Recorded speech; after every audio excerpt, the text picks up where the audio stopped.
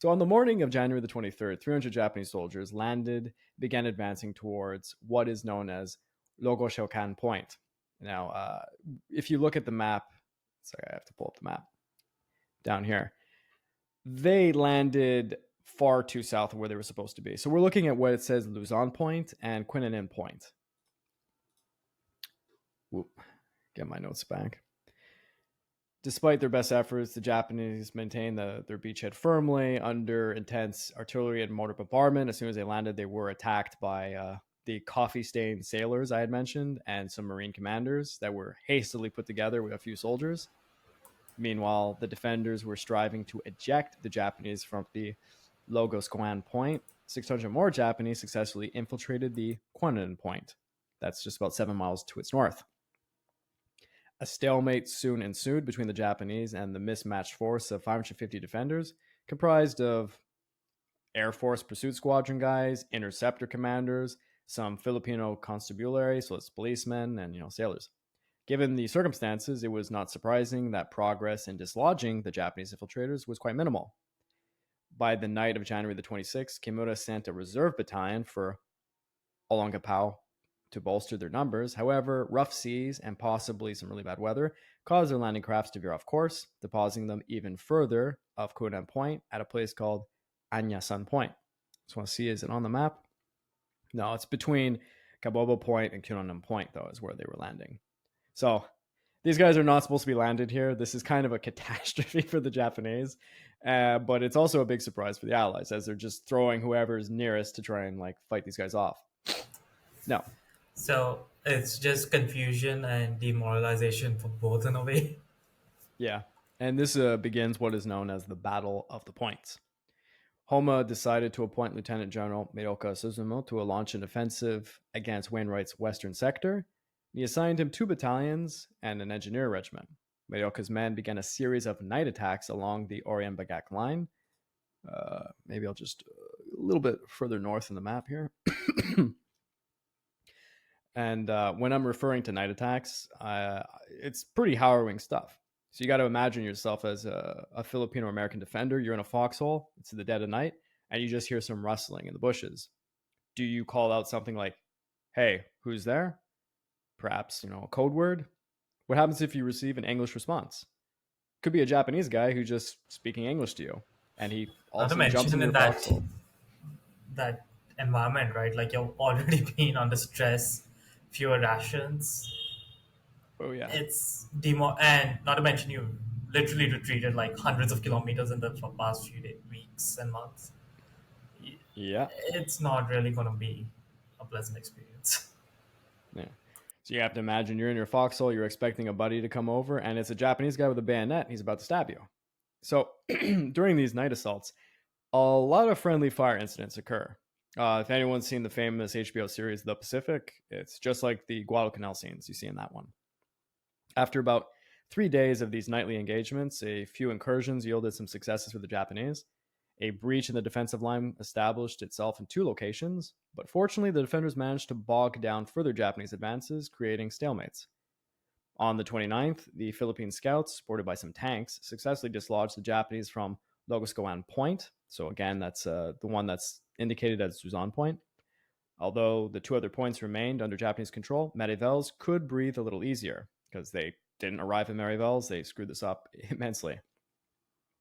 Now, at Logoscoan Point, the sailors and Marines probed the Japanese beachhead, but their disorganization yielded no results. Lieutenant William Hogabum, who commanded forces there, reported this: "We could not hope to continue the attack or even hold our ground with the troops at our disposal." Following their probing attacks on the 26th, Hogabum and his men were ordered to dig in and prepare for another offensive. MacArthur then sent the 2nd Battalion of the 88th Field Artillery from the Philippine Scouts, who had been withdrawing from the old Abuque line, to target the western coast and help dislodge the Japanese from the points. One battery targeted Logoscoan, while another hit Quinanan. When reports indicated that the Japanese were sending additional landing reinforcements, MacArthur ordered Wainwright on the 27th to clear the points as soon as possible.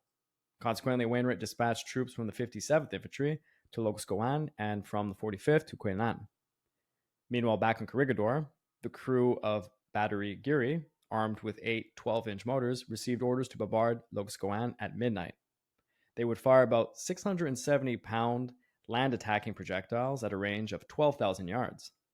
One Japanese soldier who was involved had this to say: "We were terrified. We could not see where the big shells or the bombs were coming from. They seemed to be falling from the sky. Before I was wounded, my head was spinning. Did not know what to do. Some of my companions jumped off the cliff to try and escape the terrible fire." The bombardment was devastating. An observer on Mount Picat noted that the fires at Lagosquan Point were so intense that they could no longer see the target. Despite this, aerial support and defenders attacking on the Japanese beachhead, it still all failed. But Wainwright's reinforcements soon arrived to the scene. The following day, they targeted Lagosquan Point with heavy guns from Corregidor, in addition to even more mortars, launching an hour-long barrage. And although the defenders attacked once more, they initially met with limited success. However, as additional forces from the 57th Infantry arrived, they began to reclaim ground, and by nightfall, two-thirds of Lagosquan Point had been secured. It would, however, take several more days and assistance of armored vehicles to attack and finally clear out the Japanese from the position. About 300 Japanese soldiers were killed, while the Allies would suffer 22 deaths and 66 wounded. Honestly, a colossal failure on Homa's part. This was a really stupid amphibious assault, and it goes to show the Japanese were not proficient at amphibious assaults. And most of their amphibious assaults just hoping you hop onto a barge and just land on the beach with surprise. Yeah, little to no other thoughts. They never had time to specialize, never had time to really train for it. Now, while the Logosquan Point was, successfully cleared, the battle would continue, 7 miles away at Palanan. By the 27th, a stalemate had developed between the 600 Japanese and the 550 assembled defenders there. On the 28th, Wainwright's reinforcements, about 500 men, arrived, and they quickly took action, but they found themselves digging in once again amidst another stalemate. Several days of continuous probing were limited, only gradually pushing the Japanese further towards the sea at a severe cost. They were losing about 50% casualties. Facing this dire situation, MacArthur deployed the 192nd Tank Battalion from the west coast, and within 2 hours, a platoon comprising 3 tanks emerged. Upon encountering the disorganized defenders, Captain Dice reported this. Excuse me. "We found that the scouts had occupied 50 yards more of high jungle above the bay, at a terrible cost to themselves. Their casualties had run about 50%. The sight and stench of death was everywhere." The attack continued, forcing the Japanese into a 100 by 50-yard area on the edge of a cliff. Not fun for the Japanese, I'd say. As the assault pressed on, Japanese soldiers began to tear off their own uniforms and leap off the cliff, while others attempted to climb down. Yet even then, they were not finished. Some managed to find refuge in some caves within the cliff, and it would take an Allied gunboat to come over and shell these caves before some engineers using ropes would put explosives into the entrances and blow them up.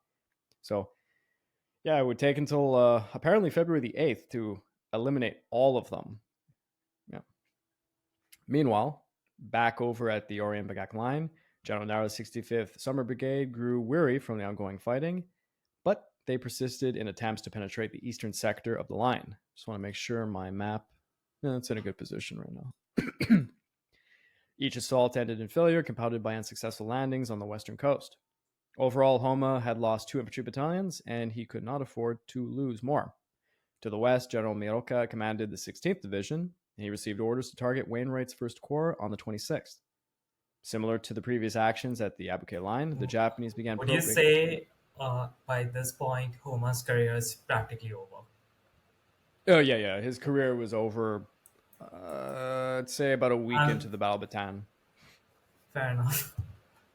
Yeah, his superiors were going to get rid of him. But, like in any, if you look at the military situation in North Africa during that campaign, it was kind of like with the British. They would see what commanders were aggressive, did well, what commanders were lame ducks, shuffle them to another place, right? They would probably be like, Homa, you're going to go to Manchuria or something.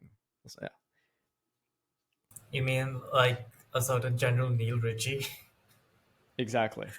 I mean, but yeah, I get it.